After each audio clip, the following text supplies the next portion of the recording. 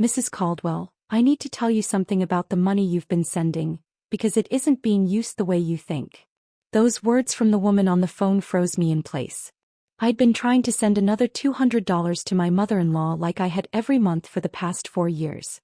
The same $200 that was supposed to keep Tommy's mom from losing her house. The same $200 that had slowly emptied my savings account while I ate ramen and skipped doctor visits. What do you mean? I whispered. Well, according to our records, Mrs. Lillian Park has been depositing your money into a high-yield investment account. The balance is currently sitting at $14,847. My legs gave out. I dropped into the plastic chair next to my kitchen table, staring at nothing. She hadn't been spending the money. She'd been saving it, growing it, while I'd been living on credit cards and telling myself I was honoring Tommy's memory by taking care of his mother. 4 years ago, when my husband died in that car accident, I thought grief would be the hardest thing I'd ever face. I was wrong. The hardest thing was discovering that the people you sacrifice everything for see your love as weakness to exploit. Friend, before I tell you what I found out about where that money really went, do me a kindness. Tap subscribe, because once you hear this next part, there's no going back. My name is Amy Caldwell. This is the story of how I went from being a grieving widow who gave away everything to being the woman who took it all back. And it started with me believing that love meant sacrifice, that honoring my dead husband meant keeping his promises, and that family would never lie about needing help. I was 26 when Tommy died. Young enough to start over, old enough to know better. But grief makes you stupid in ways you don't expect. It makes you cling to anything that feels like purpose. When Lillian called 3 months after the funeral, crying about losing the house, about not being able to afford groceries, I didn't think twice. Tommy always said he'd take care of me, she sobbed into the phone. He promised I'd never have to worry about money. But now he's gone and I don't know what to do. I looked around our tiny apartment, at Tommy's coffee mug still sitting by the sink, at his jacket hanging on the door. Taking care of his mother felt like the last thing I could do for him. The last promise I could keep. Don't worry, I told her. I'll figure something out. That something became $200 every month. It didn't sound like much, but when you're working part-time at a grocery store and living off your husband's small life insurance policy, $200 might as well be $2,000. I told myself it was temporary. That Lillian would get back on her feet, maybe find a job, maybe get some assistance. I never asked questions. I never asked for proof. And that was the mistake that cost me 4 years of my life. I just sent the money and felt good about myself for being the kind of person who honored family obligations. Every month, without fail, even when my own rent was late. Even when I had to choose between groceries and gas money. But sitting in that kitchen, holding a phone that had just shattered 4 years of lies, I realized I'd been funding my own betrayal. And the woman who had been taking my grocery money while I lived on pasta and hope was about to learn what happens when you push someone too far. Because that phone call didn't just expose where my money went. It exposed who had been lying to me since the day my husband died. The bank representative kept talking, and with every sentence I realized this wasn't a misunderstanding. It was a pattern. All I could think about was that first conversation with Lillian, 3 months after Tommy's funeral. How broken she sounded. How desperate. I'd believed every word. What I didn't know then was that she'd already spoken to a financial advisor before she ever called me. Amy, honey, I don't know what I'm going to do, she'd whispered that day. The mortgage is 3 months behind. I haven't eaten a real meal in weeks. I keep thinking Tommy's going to walk through that door and fix everything, but he's not coming back. I remember clutching the phone, tears streaming down my face. Not just for Tommy, but for this woman who'd raised the man I loved. Who'd been nothing but kind to me since the day we met. Tommy used to joke that I was too trusting. You'd give your last dollar to someone who knew how to cry, he'd say, wrapping his arms around me. Promise me you'll be careful when I'm not here to watch out for you. I'd laughed it off then. Now I wondered if he'd somehow known what was coming. The early months were the hardest. Lillian would call crying, thanking me for the money, telling me how much it meant to have someone who cared. She'd share stories about Tommy as a little boy, about how proud he would be of me for taking care of his family. You're an angel, she'd say. Tommy picked the perfect woman. Those words kept me going when my own bank account hit zero. When I had to take on extra shifts at the grocery store just to cover my rent. When I started skipping meals because the money I used to spend on food was going to save Tommy's childhood home. But now, sitting in my kitchen with the truth ringing in my head, I started remembering things differently. Like how Lillian never once asked about my own finances. Never wondered if sending $200 a month was a hardship. Never offered to pay me back when things got better. Because things had gotten better for her. Way better than she'd ever let me know. Mrs. Caldwell? The bank representative's voice cut through my thoughts. Are you still there? I'm here. My voice sounded hollow even to me. Can you tell me more about this investment account? Well, it's quite impressive actually. She's been making regular deposits for years and earning a steady return. The account was opened 4 years ago, just 3 months after she started receiving your transfers. 4 years ago. 3 months after Tommy died. Right when she first called me crying about being broke. She'd opened an investment account with my grief money before she'd even finished lying to me about needing it. Which meant she had never needed my help. Not even once. There's one more thing, the representative said carefully. But I don't know if you want to hear it. My heart stopped. What is it? Well, according to the deposit patterns, she's been receiving money from multiple sources. Not just you. I hung up and sat in the silence of my apartment. The same apartment I'd been stuck in for 4 years because every spare dollar went to Lillian. My phone buzzed. A text message. Hi sweetie. Just wanted to thank you again for this month's help. You're a blessing. Love, Mom Lillian. He sent that message every month. Always after the money cleared. Mom Lillian. She'd started calling herself that 2 years ago, after Tommy's father passed away. Like she was really my mother. Like we were really family. I stared at that text, at those lying words, and felt something cold settle in my chest. Not anger yet. Just the quiet recognition that everything I thought I knew about the past 4 years was wrong. But what I found when I started digging wasn't just proof of her lies. I opened Tommy's old laptop knowing that whatever I found would change what I did next. He'd left it to me along with everything else, but I'd never had the heart to go through his files. Now I needed to understand what promises he'd actually made to his mother. What I found in his email drafts made my stomach drop. Mom, I've talked to Amy about this. She's not comfortable with monthly payments. We can help with emergencies, but you need to look into senior assistance programs or maybe consider selling the house. The draft was dated 2 weeks before he died. He'd never sent it. And that explained why she'd sounded so surprised when I agreed to help. But there were other emails. Sent ones. From Lillian to Tommy going back months before the accident. You know I raised you better than this. I'm your mother. I shouldn't have to beg my own son for help. Your father left me with nothing. You owe me more than emergency money. That wife of yours doesn't understand family loyalty. I scrolled through message after message, watching her slowly increase the pressure. Tommy had been resisting. He'd been trying to set boundaries. And she'd been getting desperate. Then I found the life insurance paperwork. Tommy had never told me his mother was listed as a beneficiary. Not the primary one but secondary. If something happened to me, she'd get everything. Which meant she'd already been planning for a future without me. But there was something else in that file that made my hands shake. An email from Lillian to an insurance agent, dated 1 week after Tommy's funeral. I need to understand the payout timeline for my son's policy. The primary beneficiary is young and may not make the best financial decisions. Is there a way to ensure the money is protected? She'd been researching my life insurance money before Tommy was even buried. But the worst part was what I found next. Phone records from our carrier showing calls between Lillian and someone named Evan Rourke. Dozens of calls starting right after Tommy's funeral and continuing for months. I looked up Evan Rourke online. Financial advisor specializing in family wealth preservation and legacy planning. His website was full of testimonials from people who'd protected their inheritance from irresponsible relatives. Every call to him came hours before she called me. I was still staring at the phone records when my doorbell rang again. Harder this time. Through the peephole, I saw Lillian standing on my front steps, holding a casserole dish and wearing the same sad smile she'd worn at Tommy's funeral. I opened the door. Amy, sweetie, I was in the neighborhood and thought I'd bring you some dinner. She pushed past me into the apartment. You work so hard, I worry you're not eating enough.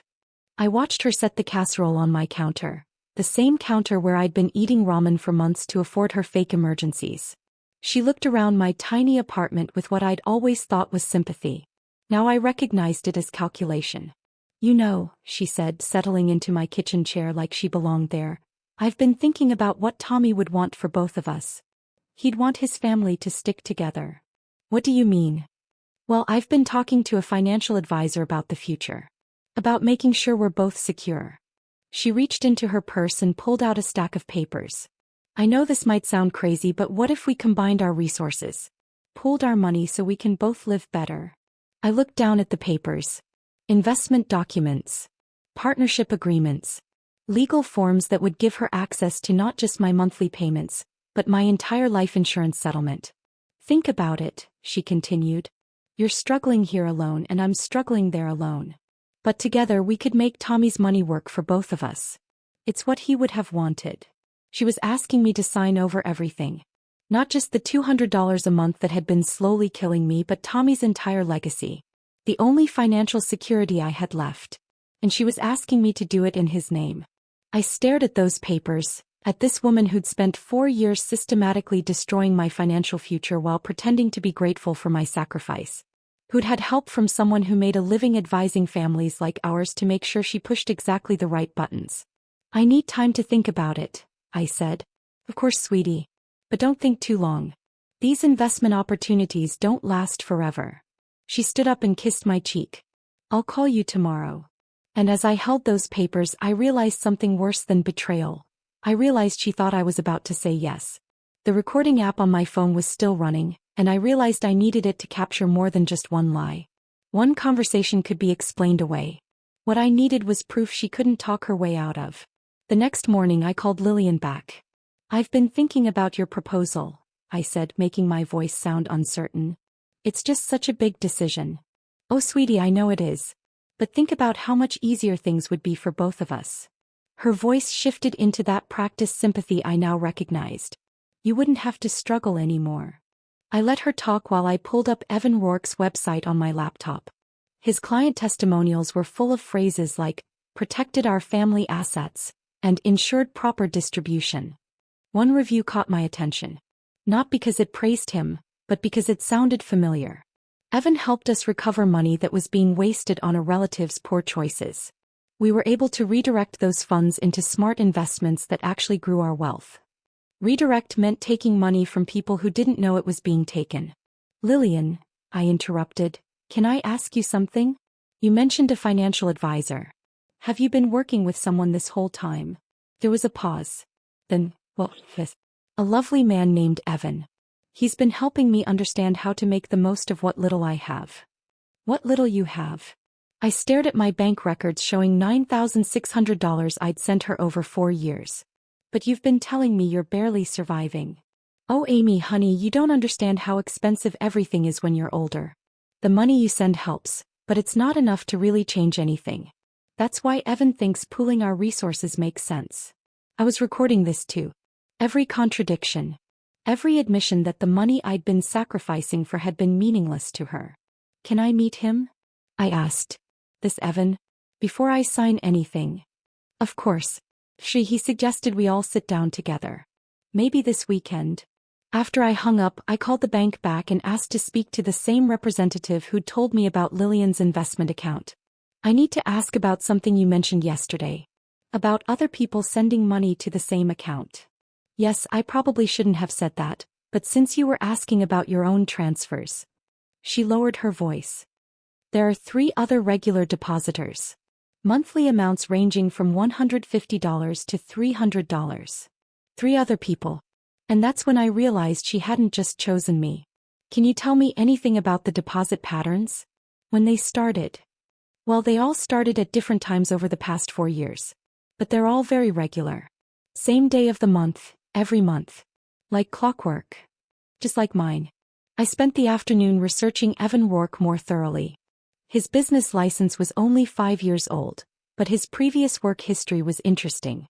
He'd worked for a company that specialized in family mediation services, until the company quietly closed after multiple complaints. That evening Lillian called again. Amy, I hope you're not overthinking this. Sometimes when you analyze something too much, you miss the blessing right in front of you. I'm not overthinking. I just want to understand everything before I commit. Well, Evan explained something to me today that I think you should know. He said that young people often make emotional financial decisions instead of logical ones. He's seen too many inheritances wasted on things like rent and groceries instead of being invested properly. My rent and groceries. The things I'd been sacrificing to send her money. He also mentioned that life insurance payouts don't last forever if they're not managed correctly. You could end up with nothing in a few years. If I didn't sign, I was the irresponsible one destroying Tommy's legacy. What does he think I should do? He thinks you should let people with experience handle these decisions. People who understand how money really works. I was quiet for so long that she started talking faster. Amy, sweetheart, I know this feels overwhelming. But think about Tommy. He'd want his money to grow, not disappear. He'd want his family taken care of properly. You're right, I said finally. Tommy would want his money to grow. I could hear her relief through the phone. So you'll meet with Evan this weekend? Yes. I'll meet with him. Wonderful. Amy? Bring the partnership papers I left with you. Evan thinks we should sign everything at the same time to avoid any legal complications. After I hung up, I sat in my kitchen holding my phone and thinking about those 3 other monthly depositors. 3 other people who'd probably gotten crying phone calls about emergencies. 3 other people who'd been guilt-tripped into believing they were honoring someone's memory. By the time Saturday morning arrived, I already knew this meeting would decide whether I kept my future, or signed it away. I arrived at the coffee shop 15 minutes early, chosen a corner table where I could see everyone who walked in, and tested my phone's recording app twice. Lillian arrived first, wearing clothes that didn't match the woman who'd been begging me for money. Amy, sweetie. She hugged me like we were really family. I'm so excited about today. This is going to change both our lives. Evan Rourke walked in 5 minutes later. Mid-50s and a smile that probably worked on everyone who hadn't spent a week researching him. He slid into the booth across from us and spread papers across the table like he owned the place. Amy, I've heard so much about you. His voice was smooth, practiced. Lillian tells me you're Tommy's wife. Wife. Present tense. Like Tommy was still alive somewhere. Widow, I corrected. Of course, forgive me. Lillian has shared how difficult these past years have been. How generous you've been with your support. I watched him arrange documents while Lillian nodded along. Partnership agreements. Investment forms. Power of attorney papers that would give them control over my entire life insurance settlement. Now, I know this might seem overwhelming, Evan continued, but what we're proposing is really quite simple. Instead of you struggling alone and Lillian struggling alone, we combine your resources and let professional management grow the money properly. Professional management meaning you? Meaning our firm, yes. We specialize in helping families like yours maximize their inheritance potential. Families like mine. He said it like there were many of us. Can I ask how many families you work with? Lillian shifted in her seat. Amy, honey, let's focus on our situation. But Evan smiled wider. It's a fair question. We currently manage assets for about 40 families. All similar situations. Young beneficiaries who inherited money they're not equipped to handle properly. 40 families. 40 people like me. How do you find these families? I asked. Word of mouth mostly. People like Lillian who understand the importance of proper financial guidance. He leaned forward. Amy, I'm going to be direct with you. You're 26 years old. You work part-time at a grocery store. You've been sending money to your mother-in-law for 4 years without asking any questions. These aren't the decisions of someone who should be managing a 6-figure life insurance payout alone. The words cut deep. Every criticism was designed to make me feel small, incompetent, grateful for his intervention. What exactly are you saying? I'm saying that young widows often make emotional financial decisions that destroy their future. Grief spending. Guilt payments. Poor investment choices. He gestured at Lillian. Look at how you've been helping family. It's admirable, but it's not sustainable. That's when I realized what I was really looking at. This wasn't just about Lillian. This was bigger than both of us. How did you meet Lillian? I asked him. Through my work. I help people identify family members who might need financial guidance. He hesitated for half a second. Then he smiled. Obituaries are public records, Amy. Life insurance payouts are predictable. And grief makes people generous. My blood went cold. You read my husband's obituary. I read a lot of obituaries. Young deaths are particularly tragic because they leave behind people who aren't prepared to handle sudden wealth. He was talking about Tommy's death like it was a business opportunity. Like the worst day of my life was just another lead in his system. How many widows are you currently working with? Amy, Lillian said quickly, we should focus on our own family situation. But Evan held up a hand. It's fine, Lillian. Transparency builds trust. He looked back at me. Currently, about 15 active cases. Though not all of them have family members as cooperative as Lillian. Cooperative. That's what Lillian had been. Not a grieving mother-in-law, but an operator in a con targeting women whose husbands had just died. How long have you two been working together? Well, Lillian contacted me about a month after Tommy's funeral. She was concerned about how you might handle the insurance money, given your emotional state. A month after Tommy died.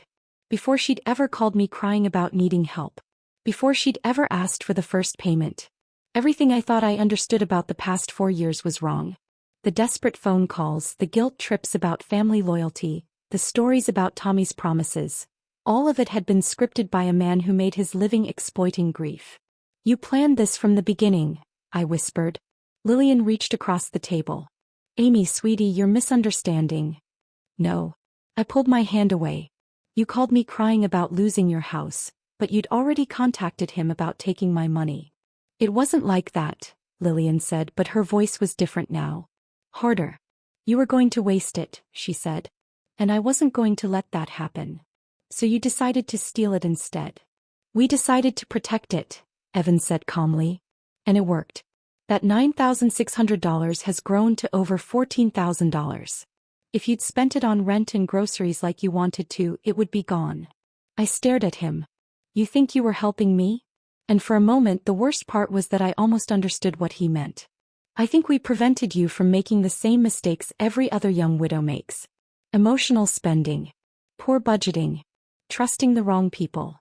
The wrong people. He was sitting there telling me he'd orchestrated 4 years of lies to protect me from trusting the wrong people. But there was something else in his tone. Something that made me realize this conversation had gone exactly where he wanted it to go. Amy, Lillian said softly, I know this is a lot to process. But now that you understand how this works, how much we've already helped you, don't you want to make sure the rest of your money is protected too? They hadn't brought me here to convince me to sign the papers. They'd brought me here to break me down so thoroughly that I'd be grateful to hand over control. By the time Evan started talking again, I already understood something terrifying. There was no version of this where I walked away untouched. Amy, Evan said softly, I know this feels overwhelming. But think about what happens if you don't sign these papers. What do you mean? Well, you're clearly not equipped to handle financial decisions on your own.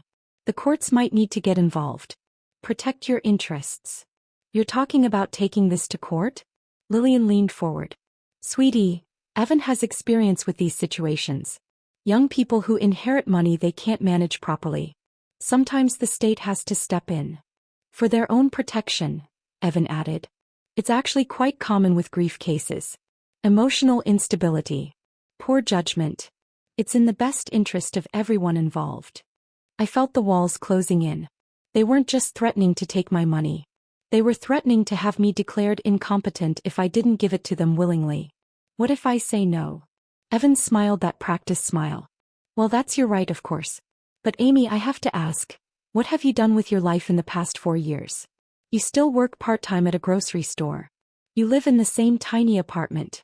You've spent nearly $10,000 on monthly payments without asking a single question about where the money was going. Each word hit me where it hurt most because each word was true. A judge would look at that pattern and see someone who needs guidance. Someone who makes decisions based on emotion rather than logic. And we'd have to tell them about the investigation, Lillian said quietly. My heart stopped. What investigation? Evan opened a folder I hadn't noticed before. Amy, when we started working together, we had to do some research into your background. Your employment history, your spending patterns, your mental health after Tommy's death. He slid a document across the table. My name was at the top, but I recognized my words immediately. I just didn't recognize what they'd been turned into. Where did this come from? Your grief counselor, he said, watching my face. Dr. Diaz. She was concerned about your emotional state and your financial decision-making capabilities. Dr. Diaz. I'd seen her for 3 months after Tommy died. I'd told her about the guilt I felt about not knowing how to move forward, about feeling responsible for honoring Tommy's promises to his family. They'd used my grief counseling sessions against me. She broke confidentiality? She provided a professional assessment of your mental state during a critical period. It's all very legal, very proper. I read through the document with growing horror. My words twisted. My tears described as emotional instability. My desire to help Tommy's family characterized as poor judgment influenced by grief-related guilt. This isn't what I told her. This is what a professional mental health provider observed during your treatment. A professional whose opinion carries significant weight in court proceedings. I was trapped. If I signed the papers, they took everything. If I didn't sign, they'd use my own grief counseling against me to prove I wasn't competent to manage my own money. But there was something else in that folder. Other documents. Other names. Who else? I whispered. I'm sorry. Who else have you done this to? Evan and Lillian exchanged a look. Amy, let's focus on your situation. No. I reached for the folder, but Evan pulled it back. I suddenly felt too exposed to keep talking. The other customers seemed too far away to hear me if I screamed. Amy, Lillian said in that voice I now recognized as manipulation, you're getting upset. You're proving exactly what we've been saying about your emotional state. He was right. I was proving their point. Every reaction, every question, every moment of anger was evidence they could use against me. I looked around at people living normal lives, making normal decisions, not sitting across from people who'd spent 4 years making sure I couldn't say no. What if I walk away right now? I asked. Then we file the competency petition on Monday morning, Evan said simply. And Amy, I have to warn you, fighting us will be expensive. Legal fees, court costs, professional evaluations. Even if you win, you'll spend most of your settlement defending yourself. They had me cornered completely. Sign the papers and lose everything quickly, or fight them and lose everything slowly. How many other people have you done this to? People we've helped? Many. People who've chosen to fight us instead of accepting help. His smile got colder. They didn't fare well. I sat there holding that pen, understanding that every choice led to the same destination. 4 years of sacrifice, of honoring Tommy's memory by caring for his family, of trying to be the person he'd loved. All of it had led to this moment where I had to choose between being robbed quickly or being destroyed slowly. My hands were shaking. My chest felt tight. Everything Tommy had left me, everything we'd built together, everything I'd tried so hard to protect. It was all about to disappear. But as I stared at those papers, something shifted in my mind. Something about how confident they were. How certain they were that I had no choice. They'd been so focused on breaking me down that they missed something important. I'd been recording every word, and I still wasn't sure if it would be enough. Not just today. Most of the calls from the past week. Every admission. Every threat. Every casual mention of their other victims. You know what, Evan? I said, setting the pen down. You're absolutely right about one thing. He looked pleased. What's that? I have been making emotional decisions. Like believing that family wouldn't lie to me. Like thinking that grief counselors wouldn't betray their patients. Like assuming that people who said they wanted to help actually wanted to help. Lillian shifted uncomfortably. Amy, sweetie. But here's what you got wrong. I looked directly at Evan. You think grief makes people weak. You think it makes us grateful for anyone who offers to take control. Evan opened his mouth to interrupt, then stopped. It does, he said finally. I've seen it dozens of times. Maybe. But grief also teaches you something else. I pulled my phone out and placed it face up on the table between us. It teaches you exactly what loss feels like. And once you know that feeling, you'll do anything to avoid feeling it again. Evan glanced at my phone, then back at my face. Amy, what are you doing? I'm making an emotional decision. I'm choosing to fight instead of surrender. I stood up. And I'm choosing to make sure no one else has to sit in this coffee shop listening to you explain how you're going to steal their future. Sit down, Lillian said sharply. All pretense of sweetness was gone. You're embarrassing yourself. No, I think I'm finally thinking clearly. I picked up my phone. See, while you were explaining your business model, I was wondering about something. You said you have 15 active cases. 40 families total. That's a lot of people. Evan's smile was fading. Your point. My point is that I'm probably not the first person to record these conversations. And I'm definitely not the first person to realize what you're really doing. I watched his face change as he understood what I was saying. You see, I spent this week doing more than just researching your business license and your previous bankruptcies. I found some of your other victims. Former victims. I watched his eyes narrow, and didn't know if I'd just won or gone too far.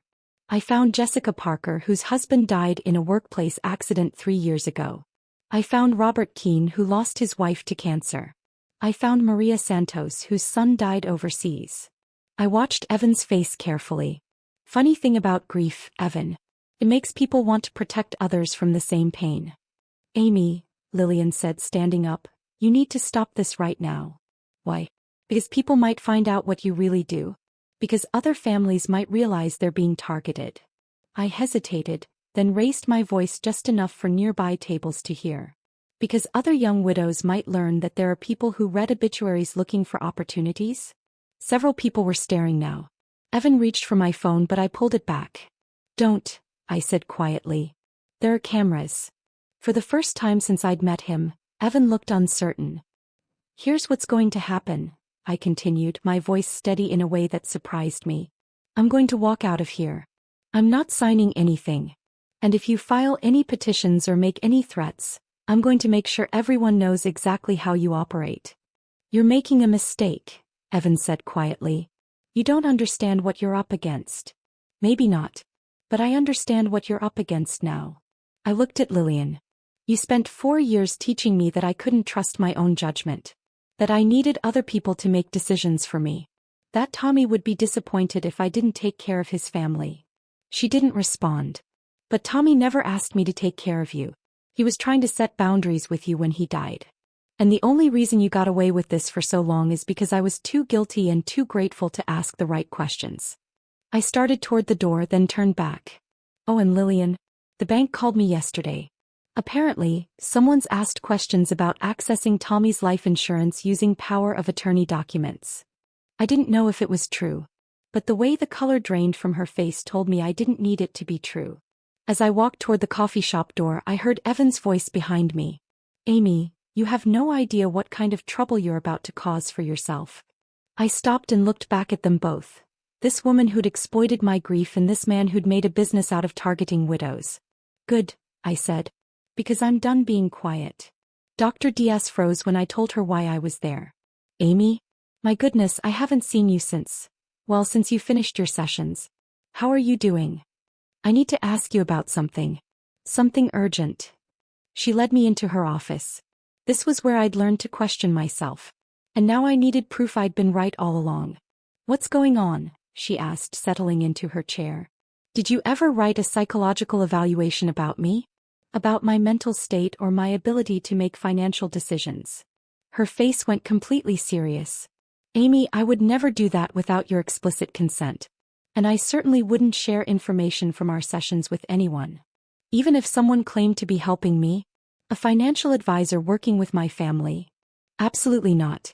That would be a violation of every ethical standard I'm bound by. She leaned forward. Why are you asking this? I pulled out my phone and showed her the document Evan had presented. She read silently for a long moment. Then she looked up. Amy, this is fake. These aren't my notes.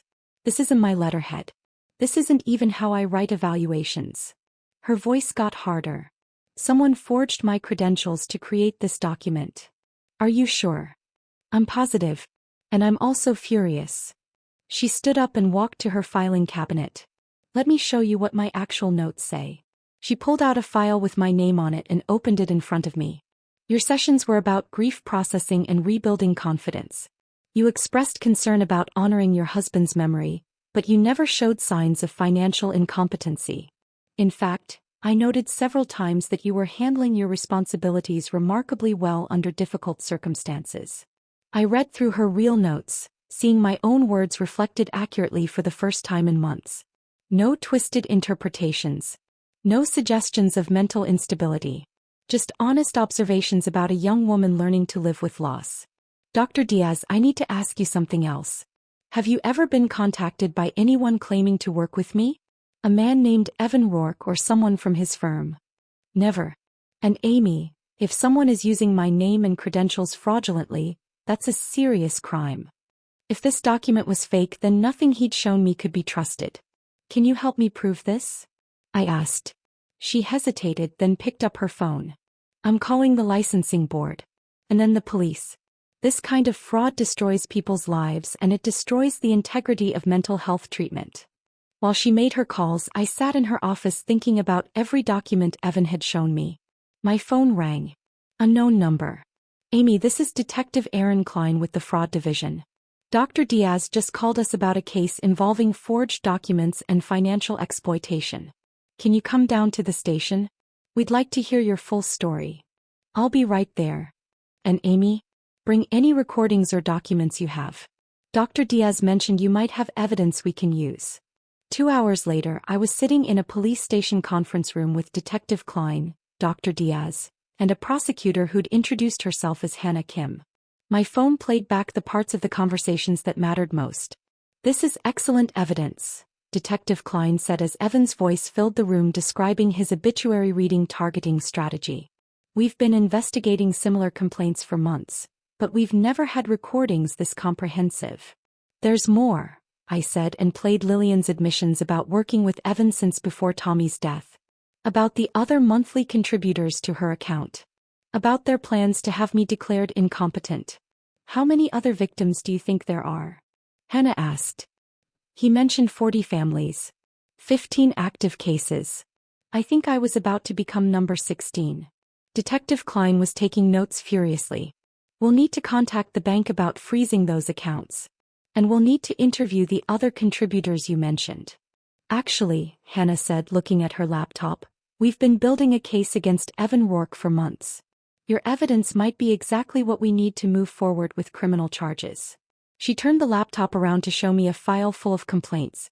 Names I didn't recognize, but stories that sounded exactly like mine. Young widows.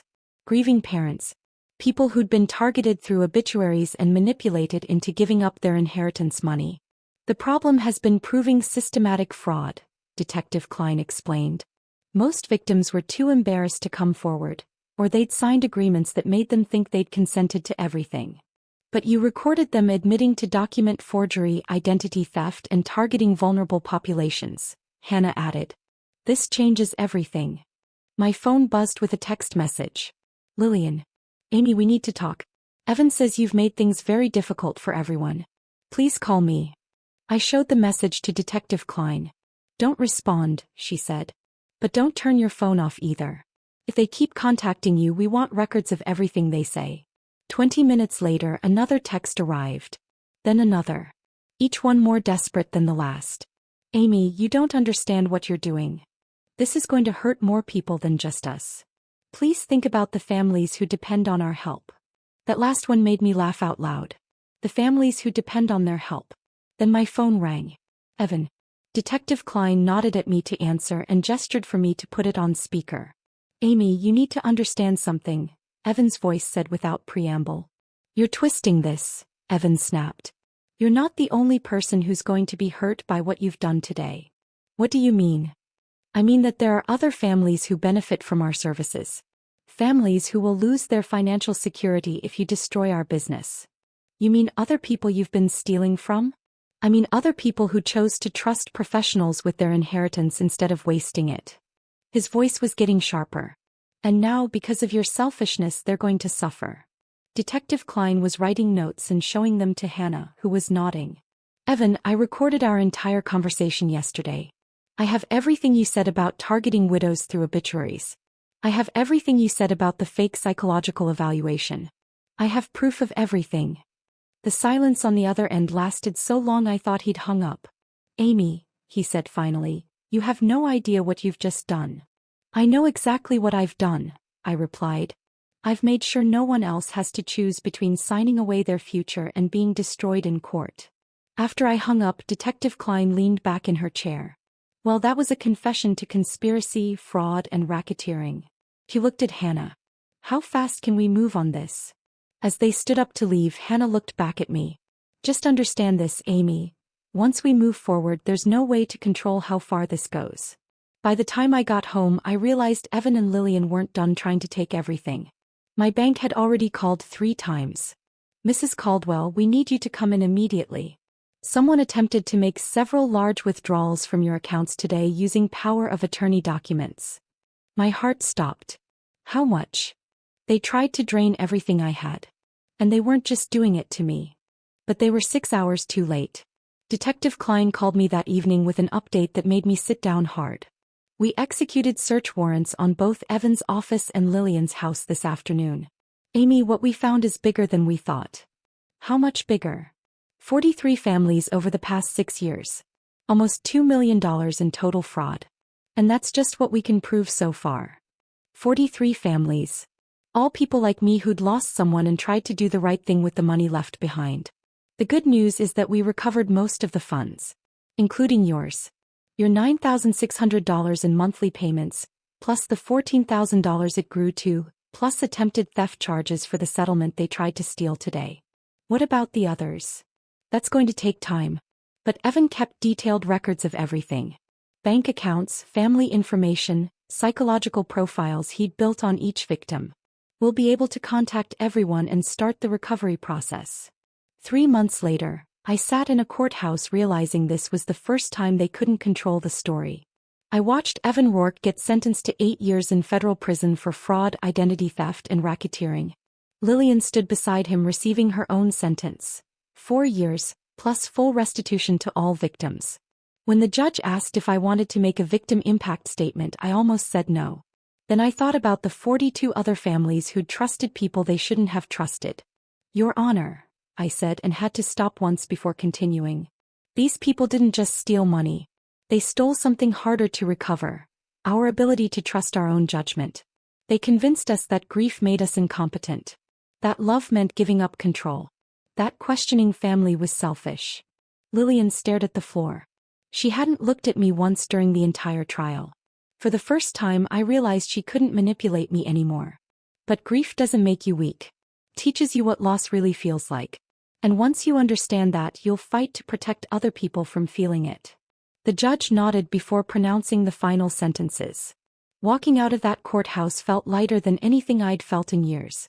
Not just because justice had been served, but because I finally understood something Tommy had tried to tell me in those unsent emails. He'd been trying to protect me from this exact situation. And now, finally, I was strong enough to protect myself. 6 months after the trial, I used my recovered money and life insurance settlement to start something I'd never planned on. A non-profit organization that helps recent widows and widowers navigate financial decisions without pressure or manipulation. It didn't erase what I'd lost, but it gave that loss a purpose. We provide free counseling, financial education, and most importantly, someone to call when family members start asking for money.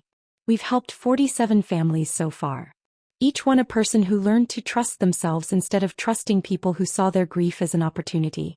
The other day, a young woman called our helpline crying. Her husband had died 2 months ago, and his mother was pressuring her to sign papers she didn't understand. I just don't know if I'm thinking clearly, she said. And the way she said it made my stomach tighten. You are, I told her. Grief doesn't make you stupid. It makes you human.